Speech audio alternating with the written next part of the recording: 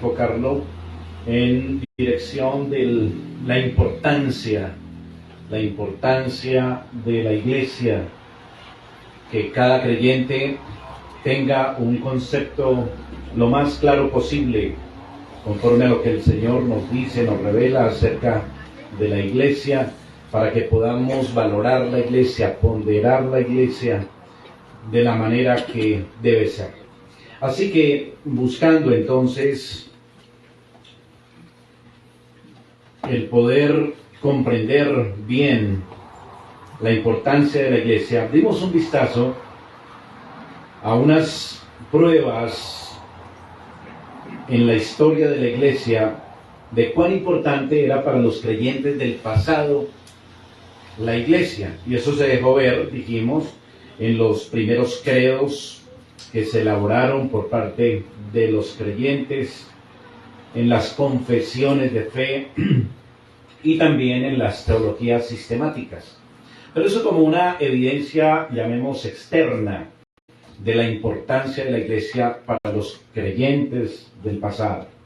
Pero también hay unas evidencias, por supuesto, más significativas, más de peso, que son las mismas evidencias que la palabra de Dios nos da y que nos ayudan entonces a sustentar esa importancia de la iglesia. Y vimos 5 cosas que nos presenta la Escritura acerca de la iglesia.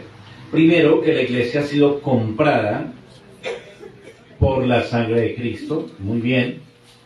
No es cualquier cosa liviana, es un precio máximo, lo más costoso, la sangre del Hijo de Dios.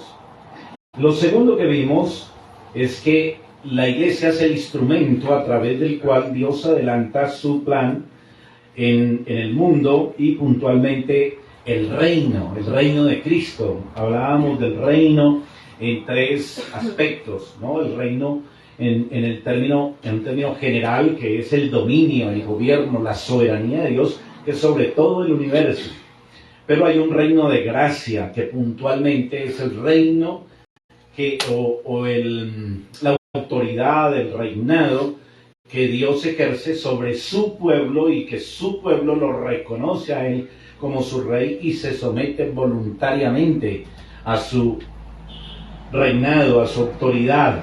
Entonces, el adelanto de ese reino de gracia sobre la tierra es a través de la iglesia del Señor Jesucristo, y eso es un aspecto significativo. Lo tercero que vimos es que la iglesia es la depositaria de la palabra de Dios, de custodiar, atesorar, proclamar la palabra de Dios. Y en cuarto lugar vimos que la iglesia alimenta, la iglesia edifica, la iglesia sostiene, cría al pueblo de Dios, alimenta al pueblo de Cristo. Y hablamos entonces acerca de esos conceptos que se dieron en el pasado por parte de los padres de la iglesia, de que aquel que recibe a Dios por padre, recibe o debe recibir la iglesia por madre, ¿no? Y eso confundió a algunos, quizás, pues no me hice entender, sino seguramente no me he hecho entender lo suficiente en ese asunto. Así que quiero detenerme aquí un poquito antes de avanzar para arrojar luz, si puedo, espero no confundir más el tema, sino arrojarle luz. Y surge la inquietud, y estuve comentando, o algunos hermanos se me acercaron y me comentaron acerca del tema, de que es un concepto que de pronto no es tan familiar entre nosotros, decir que la iglesia es la madre, ¿sí? Así que vamos a un texto que está en Gálatas, capítulo 4, para ver entonces cómo la misma Escritura, cómo Dios mismo utiliza esta figura de la madre refiriéndose a la iglesia. El apóstol Pablo, inspirado por el Espíritu Santo aquí en la carta a los Gálatas, entonces dice lo siguiente en el capítulo 4, en esa porción o ese pasaje donde él explica la alegoría entre Sara y Agar, dice puntualmente el versículo 26 y 27. Voy a leer desde el 25 para coger un poco más el contexto. Dice, porque Agar es el monte Sinaí en Arabia y corresponde a la Jerusalén actual, o sea, la ciudad física. Esa Jerusalén que estaba todavía en pie como una ciudad, en un lugar geográfico que era allí donde estaba anteriormente el templo levantado en esta ciudad. Entonces dice, Agar es el monte de Sinaí en Arabia y corresponde a la Jerusalén actual, pues esta, junto con sus hijos, está en esclavitud. Más, aquí viene el punto, más la Jerusalén de arriba, la cual es madre. Ahí está el punto. La cual es madre de todos nosotros, es libre. Porque está escrito, regocíjate, oh estéril, tú que no das a luz, prorrumpe en júbilo y clama, tú que no tienes dolores de parto, porque más son los hijos de la desolada que de la que tiene marido. Entonces note que aquí el Señor está usando esa figura de ¿qué? De la iglesia como madre.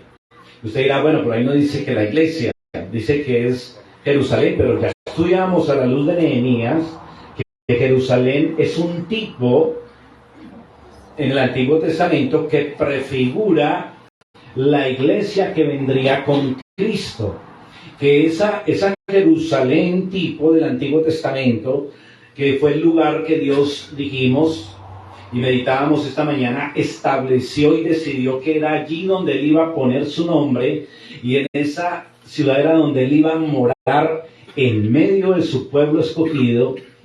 Ahora, en Cristo y en el nuevo pacto, esa Jerusalén física ahora se convierte en la Jerusalén espiritual. Cuando el Señor Jesucristo se encontró en el pozo con la mujer samaritana, ¿lo recuerda? Allí la mujer samaritana le hizo una pregunta interesante al Señor, allí recordando Juan capítulo 4. Le dijo la mujer, Señor, me parece que tú eres profeta. Nuestros padres adoraron en este monte. ¿Ella dónde estaba? Estaba en Samaria. Porque allí cuando el pueblo de Israel se dividió, los del norte hicieron un templo, ¿recuerdan? Diferente, un lugar de adoración allá en Samaria. Entonces la mujer samaritana dice, nuestros padres adoraron en este monte y vosotros decís que es ¿dónde? En Jerusalén, que es el lugar donde se debe adorar. Jesús le dijo, mire cómo alumbra también esas palabras del Señor. Mujer, créeme que ahora viene cuando ni en este monte ni en Jerusalén adoraréis al Padre. Vosotros adoráis lo que no sabéis, nosotros adoramos lo que sabemos, porque la salvación viene de los judíos, mas la hora viene, y ahora que Él ha venido, Cristo ha venido, y ahora es cuando los verdaderos adoradores adorarán al Padre en espíritu y en verdad. Así que en Cristo, esa Jerusalén física ahora se va a convertir en la Jerusalén ¿qué? Espiritual. ¿Me comunico? Entonces, volviendo a Pablo en 4:26, entonces notamos que, dice Pablo, mas la Jerusalén de arriba, la cual es madre de todos nosotros, es libre. Entonces, esta figura de la madre es lo que yo quería, o lo que pretendía comunicar cuando hablo de este cuarto aspecto que nos ayuda a entender la importancia de la iglesia de Cristo.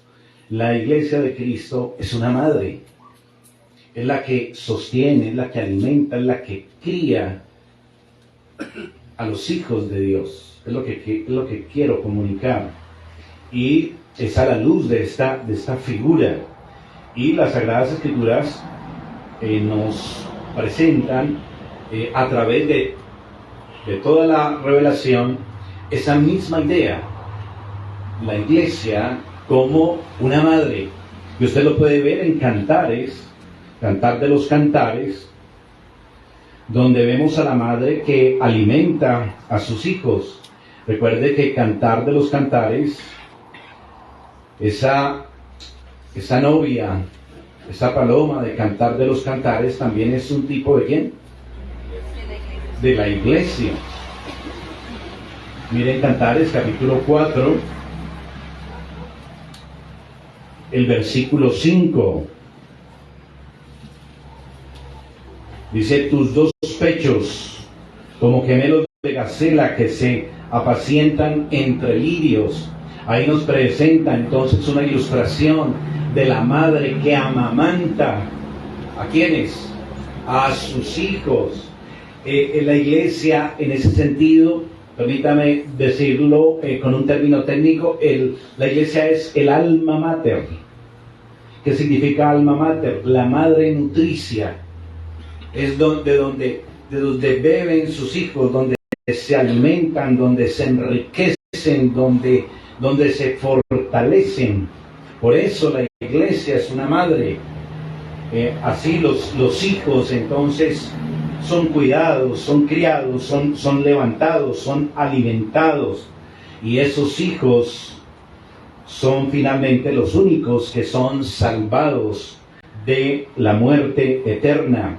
Miremos Isaías capítulo 54.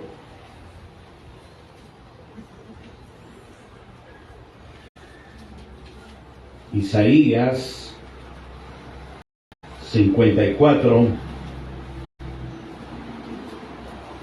versículo 13, una profecía. Leo desde el 12, dice: tus ventanas pondré de piedras preciosas, tus puertas de piedras de carbunclo, y toda tu muralla de piedras preciosas, y todos tus hijos serán ¿qué? Enseñados por Jehová, y se multiplicará la paz de tus hijos. Entonces otra vez vemos ese escenario donde los hijos ¿qué? Se alimentan ¿de qué? De la palabra de Dios. Y note lo interesante del verso 12, ¿no? Esa descripción, ¿a qué les suena? Tus ventanas pondré de piedras preciosas, tus puertas de piedras de carbunclo, toda tu muralla de piedras preciosas. Eso está relacionado ¿con qué? Con esa descripción de la nueva Jerusalén en Apocalipsis, ¿lo recuerdan? Entonces, esa es nuestra iglesia, esa es la iglesia de Dios. Pero en este caso es la madre, donde se protegen los hijos, donde otra vez se crían, se alimentan, se enriquecen y son salvados, como dice aquí.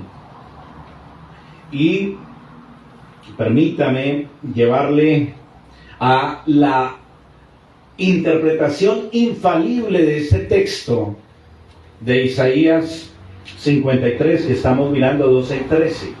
¿Cuál será la interpretación más correcta e infalible de un versículo de la Biblia? ¿Cuál?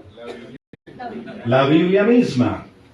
Y vamos a ver que Cristo mismo interpreta este texto en Juan 6, 44 y 45.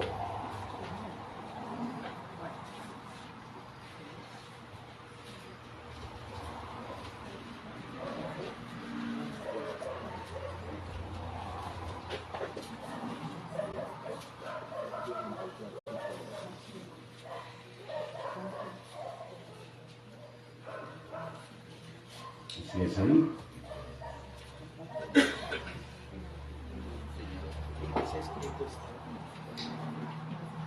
Juan 6.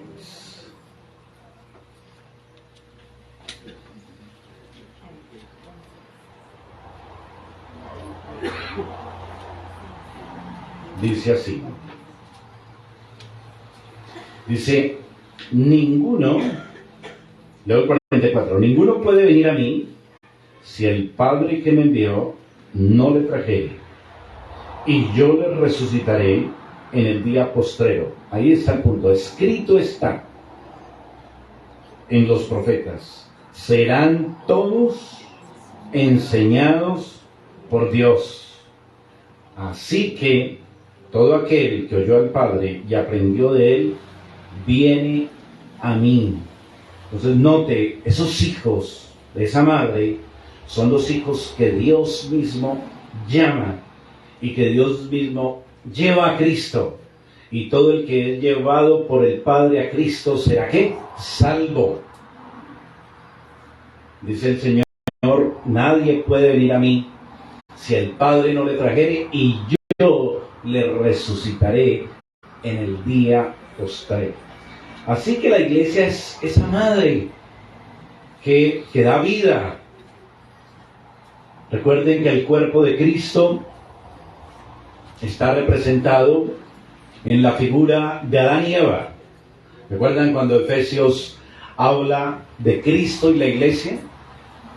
Dice el apóstol Pablo en el capítulo 5, más dejará el hombre a su padre y a su madre y se unirá a su mujer y serán una sola carne. Mas esto no lo digo del hombre y la mujer, estoy parafraseando, sino de ¿quién? De Cristo y su iglesia. Cristo y su iglesia. Adán, Eva. No por nada Adán llamó a Eva ¿qué? Así que noten cómo está la conexión en todas las escrituras acerca de esa figura de la iglesia como una madre. ¿Me estoy comunicando? Una madre que protege, esa madre que alimenta, esa ayuda de la provisión de esa madre. ¿Qué ocurriría si un bebé recién nacido se separa de su madre y lo dejamos allá en ese monte? Por favor, Isaías 37, versículo 32. Dice Isaías, capítulo 37, verso 32, dice: porque de Jerusalén saldrá un remanente, y del monte de Sión los que se salven, el celo de Jehová de los ejércitos hará esto. Y así podríamos recorrer otros textos, y espero que esto ayude a alumbrar el por qué estamos hablando algunas veces en esos términos como los padres de la iglesia, diciendo que el que recibe a Dios por Padre recibe. La importancia de la iglesia es que la iglesia glorifica a Cristo. Muy bien, vamos a avanzar en otro aspecto que nos ayuda a percibir, a captar la importancia de la iglesia. Y tiene que ver con las actividades de la iglesia, lo que hace la iglesia. Entráramos en una puntualmente, y es la adoración. La adoración es una obra, un oficio medular, importante de la iglesia cristiana. Sabemos, sabios, que por ser tan común va perdiendo significado, va perdiendo importancia.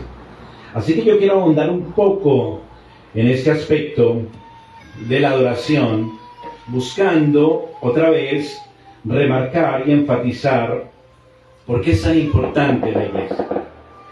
Lo primero que voy a decir es qué significa la adoración. ¿Qué entendemos por adoración? Bueno, la adoración,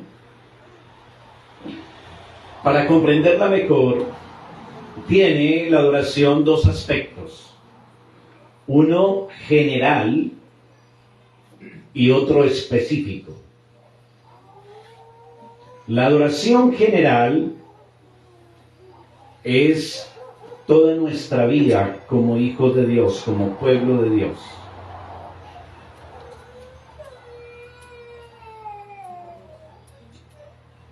Cuando usted y yo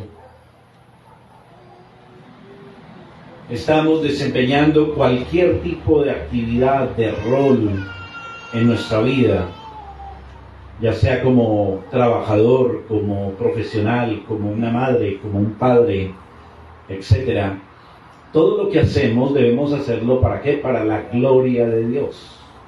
Así que nuestra vida es un acto de entrega, nuestra vida es un acto de adoración a Dios. En ese sentido general, todas las cosas son o deben ser hechas por nosotros ¿para qué? Para la gloria de Dios. Y en ese sentido, la adoración es general.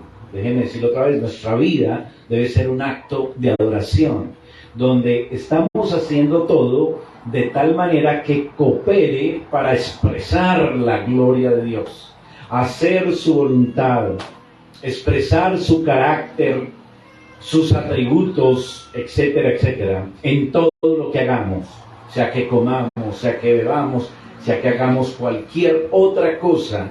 Nuestra vida debe ser un acto de adoración. ¿Por qué? Porque lo hacemos como una entrega de adoración a Dios. ¿Me comunico en ese sentido? Eso es la adoración en general. Pero hay una adoración a la que me voy a referir, que es el sentido específico.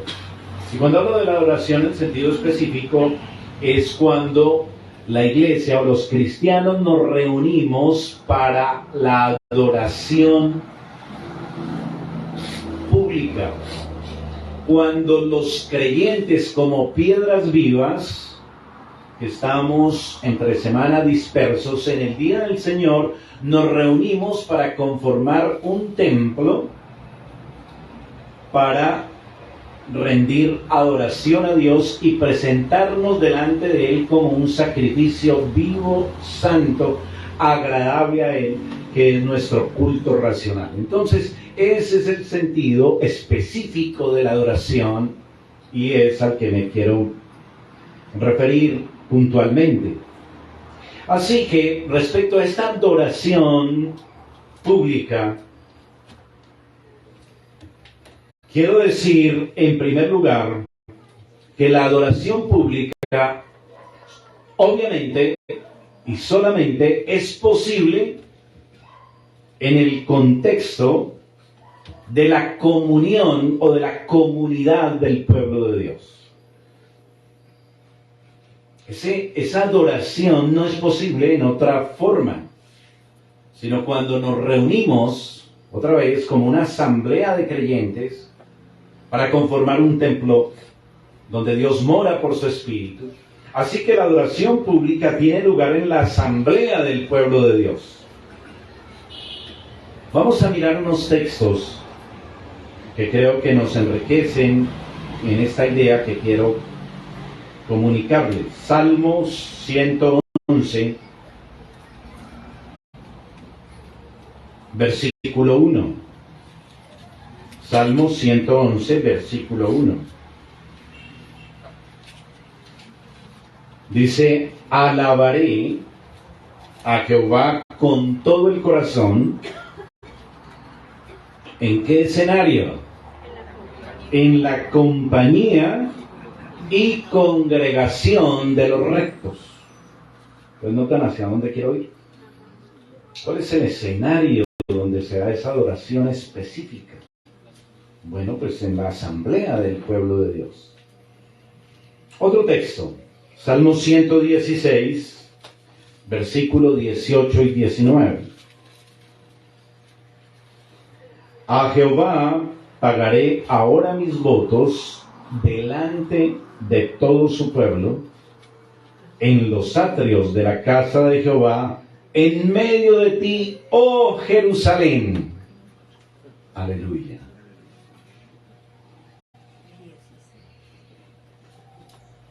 Vamos a un texto del Nuevo Testamento. 1 Corintios 11, 17 y 18.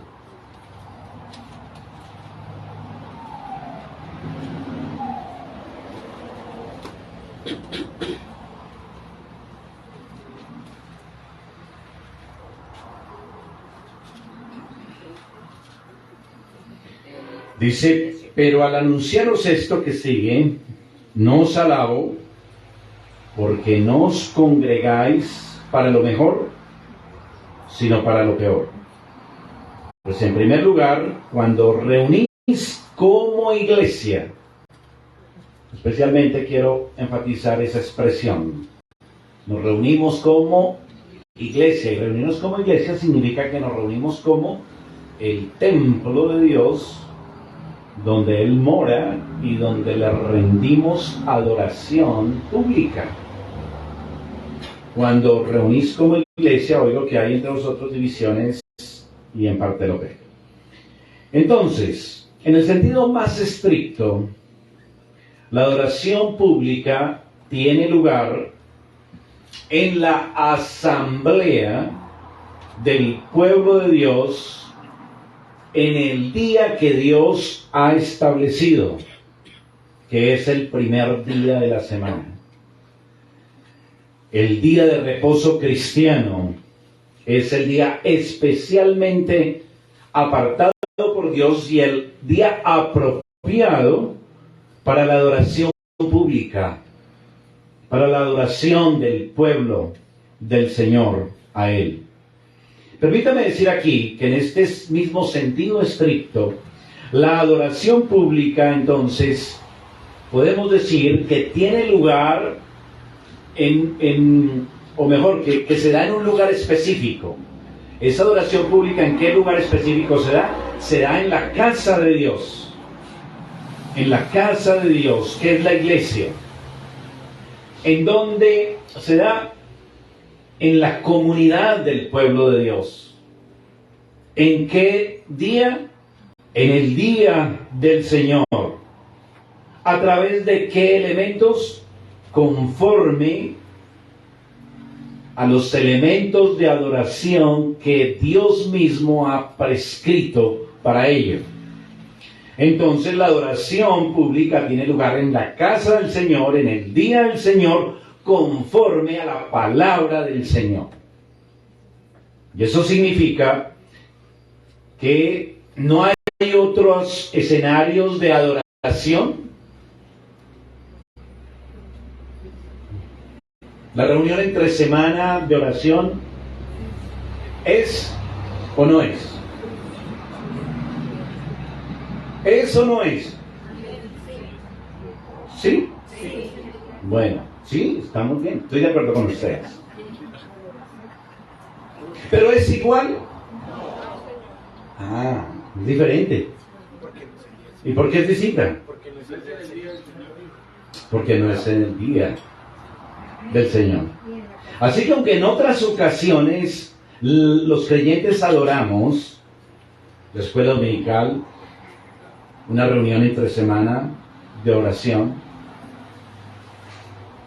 esto son otros aspectos de la adoración, pero no son la adoración formal del pueblo de Dios, que es, como dijo nuestro hermano Camilo, en el día del Señor.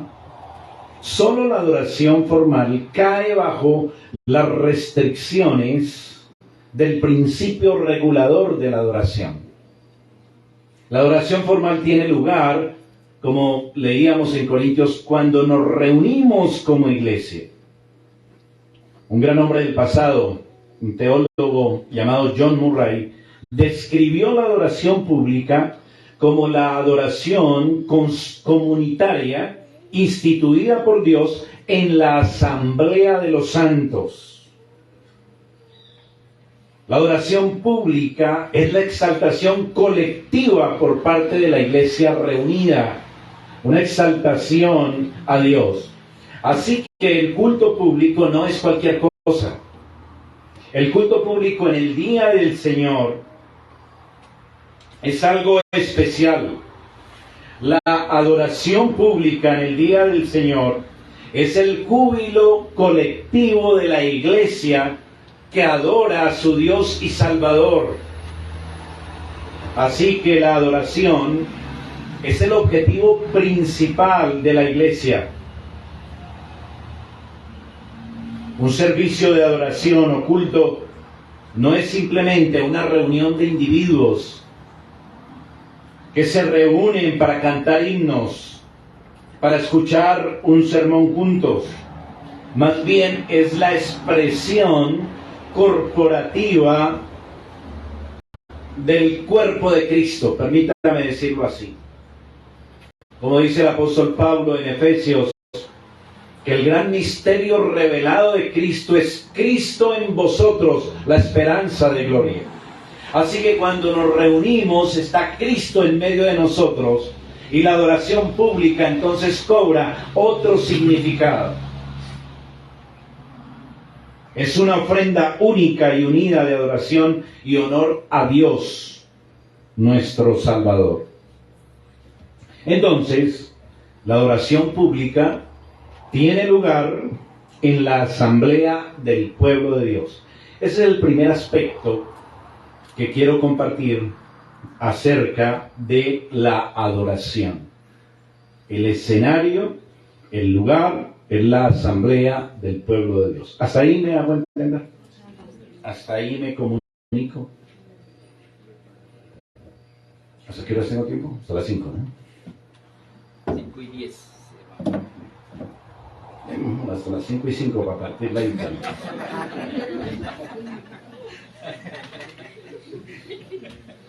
Segundo, en cuanto a esto de la adoración pública, y es que la adoración pública goza de la presencia pactual especial de Cristo.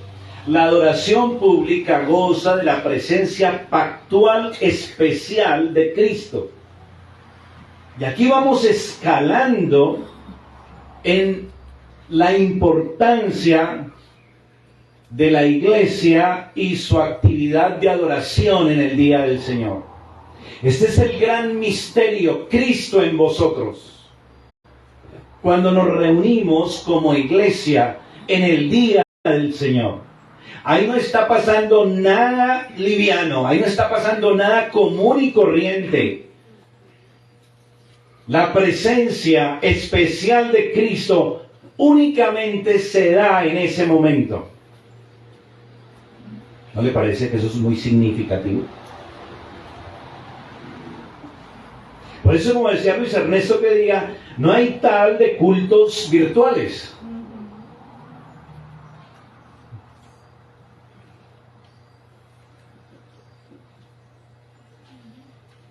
O bueno, pastor, pues usted sabe,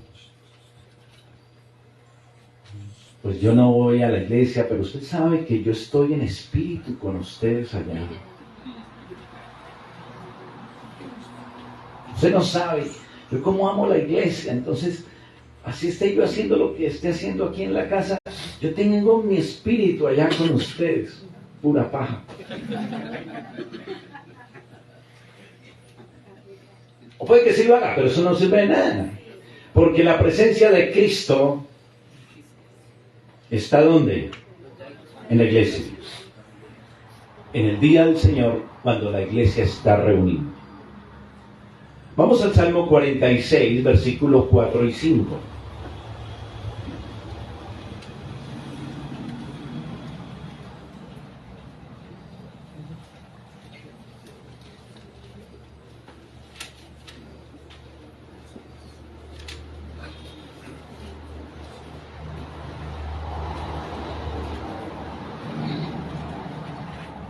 Dice así, Salmo 46, 4 y 5. Del río sus corrientes alegran la ciudad de Dios, el santuario de las moradas del Altísimo. Dios está en medio de ella, no será conmovida. Dios la ayudará al clarear la mañana. Aquí hay una descripción de la presencia de Dios en medio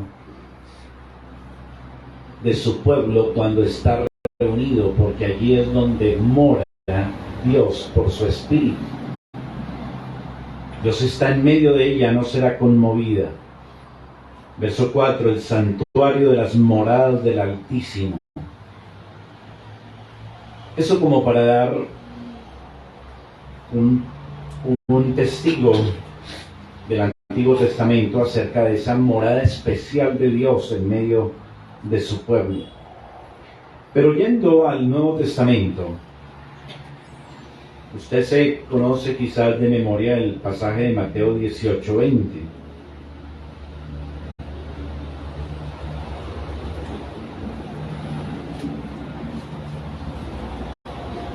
Mateo 18:20 dice, porque donde están dos o tres congregados en mi nombre, allí estoy yo en medio de ellos.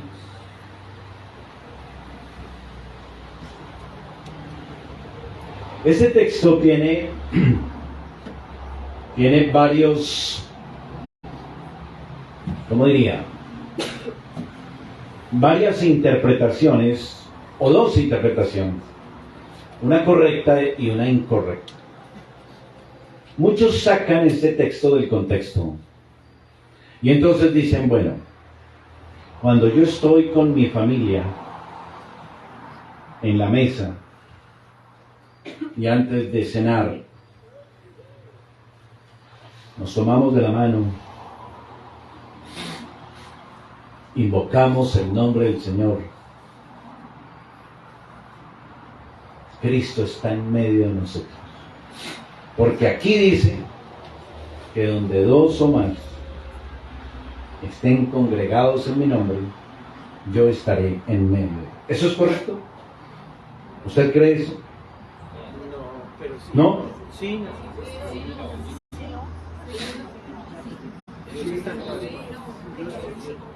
Estamos hablando de la presencia pactual especial de Cristo. No está. ¿Por qué no está? Porque el texto está en un contexto. Y el texto está en el contexto de la iglesia reunida.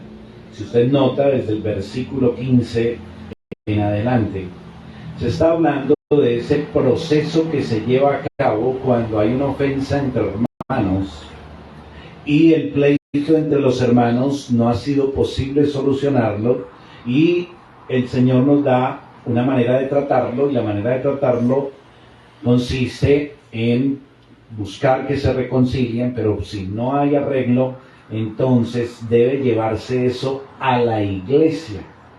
Entonces, cuando se lleva a la iglesia, dice el versículo 17, si no los oyere a ellos, dilo a la iglesia, y si no oyere a la iglesia, tenle por gentil y publicano. Y en ese contexto entonces está, porque donde están dos o tres congregados en mi nombre, allí estoy yo en medio de ellos. Entonces note que no es una reunión cualquiera de dos o tres creyentes que se reúnen o se encuentran allí, se saludan y dicen, oiga, ¿por qué no oramos un ratico? Que es que cuando dos o tres están reunidos en el nombre de Cristo, Él está en medio de ellos. No, de eso no está hablando. ¿Me comunico? Solo la iglesia está reunida.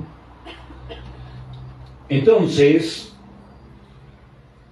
es cuando la iglesia está reunida formalmente que la presencia especial de Cristo está en medio de él. Hay otro texto que está en Apocalipsis, capítulo 2. Apocalipsis, capítulo 2.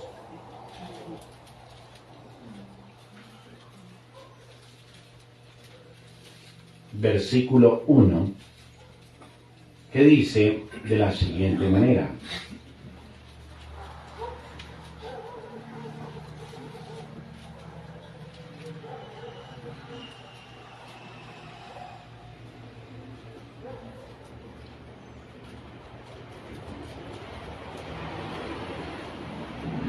Escribe al ángel de la iglesia en Éfeso, el que tiene las 7 estrellas en su diestra, el que anda en medio de los 7 candeleros de oro, dice esto: Note que aquí habla de uno que anda en medio, que está en medio de los candeleros de oro. ¿Qué son esos candeleros de oro? ¿Lo recuerdan? Capítulo 1. Capítulo 1. Dice el verso 20. El misterio de las 7 estrellas que has visto en mi diestra y de los 7 candeleros de oro. Las 7 estrellas son los ángeles de las 7 iglesias y los 7 candeleros que has visto son las 7 iglesias. Así que la frase en medio, dice que el Señor está en medio, moviéndose en medio de la iglesia, se refiere a la presencia especial de Dios entre su pueblo pactual. La iglesia es universal, ¿correcto? Pero la iglesia se reúne visiblemente y presencialmente. La iglesia universal se reúne en iglesias locales. Así que Cristo promete su presencia en medio de cada iglesia local cuando ésta se reúne como iglesia en el día del Señor. Cuando miramos con más cuidado este aspecto, vamos a darnos cuenta entonces que en efecto, como les decía hace un rato, la reunión del pueblo de Dios en el día del Señor para adorarle es un momento y es una situación y una experiencia única. ¿Por qué? Porque Cristo ha prometido que va a estar allí morando. ¿Y por qué Él promete su presencia allí en medio de nosotros? Bueno, porque Dios ha elegido solo un lugar donde Él morará en medio de su pueblo, y ese es su templo. Y la iglesia es el templo del Dios viviente, dice el Nuevo Testamento. Y eso viene desde el Antiguo Pacto como el lugar donde Dios decidió habitar. Y Dios decidió entonces habitar allí en Jerusalén, en el templo que se edificó allí en la ciudad santa, y exhortó por eso al pueblo a no contaminar la tierra en medio de la cual Él iba a estar morando. Así que Dios habita en forma única en su templo, desde el pasado en el antiguo templo, y ahora en el presente, en el nuevo pacto, en su templo, que es la iglesia. Por eso el profeta Isaías predijo un día en que se exhortaría al pueblo de Dios. Dice el profeta Isaías: clama y grita de júbilo, habitante de Sión, porque grande es en medio de ti el Santo de Israel. Míralo ahí en Isaías capítulo 12, versículo 6. Isaías 12, versículo 6. Clama y grita de júbilo, habitante de Sión, porque grande es en medio de ti el Santo de Israel. Por eso nuestro Salvador, el Señor Jesucristo, habló de su presencia especial cuando la iglesia se reúne formalmente en su nombre, se congrega formalmente en su nombre para llevar a cabo sus actividades de adoración, o quizás para un bautismo, para ejercer disciplina en un miembro. Dios promete que allí estará Él en medio de su iglesia morando, porque donde están 2 o 3 reunidos en mi nombre, allí estoy yo en medio de ellos. Permítame, a la luz de esto, hacer 3 observaciones finales para este segmento. Lo primero es que la presencia de Cristo o la presencia de Dios ya no está restringida a un solo lugar como ocurría en el Antiguo Testamento. Eso es claro. Antes Dios eligió puntualmente el lugar donde moraría en medio de su pueblo. Ya sabemos dónde es. ¿Dónde era? En Jerusalén, en su templo. Eso está claro, ¿cierto? Ya no está restringida su presencia en un solo lugar. Como leíamos en Apocalipsis 1, y lo vemos en capítulo 2 también, y 3 de Apocalipsis. Ahí están las iglesias de Asia, están los candeleros, en medio de los cuales Cristo se movía, Cristo andaba. Y eso nos sirve de ilustración clara, de ejemplo, de todas las iglesias locales del nuevo pacto. Y ya vemos entonces que la presencia de Dios no está limitada a un solo lugar geográfico, sino en todo lugar donde se reúna una iglesia local. Creo que esa es una observación importante y significativa. La segunda observación es que consideremos seriamente lo que significa para nosotros saber que cuando nuestra iglesia, Luz y Verdad, está reunida en el día del Señor, cuando nuestra iglesia, Gracia y Amor, está reunida en el día del Señor, cuando nuestra iglesia en Quirón está reunida en el día del Señor, Dios está presente en su templo. ¿Cómo le parece? Déjenme insistir, eso no es cualquier cosa.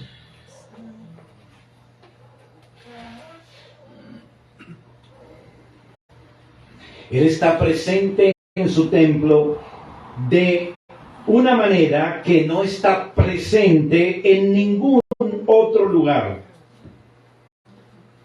Aunque Dios es omnipresente, está en todo lugar del universo, esta promesa es clara en cuanto a su significado. Cuando Él dice que Él estará allí en medio de ella, no puede significar otra cosa que estará de una manera especial, distinta, diferente, en medio de su pueblo, morando como su Rey, su Señor, su Salvador, operando poderosamente, impactando a todos los que estamos allí con su presencia en ese momento. ¿Piensa usted que exponernos a la presencia real de Dios es algo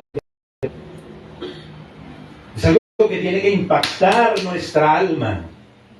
Quizás usted y yo no lo percibimos de una manera tan visible, tan tangible, no es tan medible, pero cada vez que venimos al culto a adorar a Dios con la vivificada, nuestra alma sea mayormente convertida a Él. ¿Me comunico? ¿No le parece eso maravilloso? Si eso para usted no le mueve el piso, ¿qué hacemos, Juanita? Mandémonos para Bogotá. No pude hacer oficio esta semana de arreglar la casa y organizar lo de los niños y tengo trabajo. Yo voy el próximo domingo. Hermanos, ¿sabe lo que usted está perdiendo? ¿Sabe lo que usted está despreciando? ¿Sabe el insulto? Eso es religiosidad, eso es fanatismo.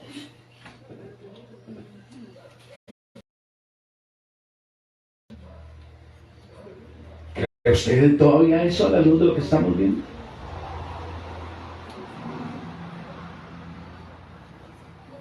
Yo como que empiezo a implementar unos 5 cultos más bien en el día del Señor.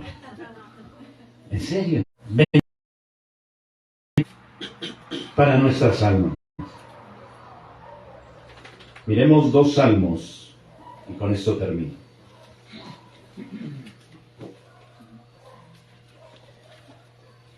Salmo 84. Otra versión dice: van de poder en poder, cada uno de ellos comparece ante Dios en Sión.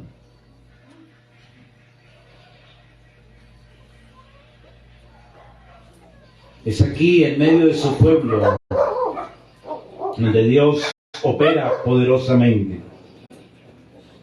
donde Dios se manifiesta poderosamente sobre su pueblo, como lo hace hablándole a través de su palabra en su día. La oportunidad de un encuentro igual en ninguna otra parte, ni en ningún otro momento.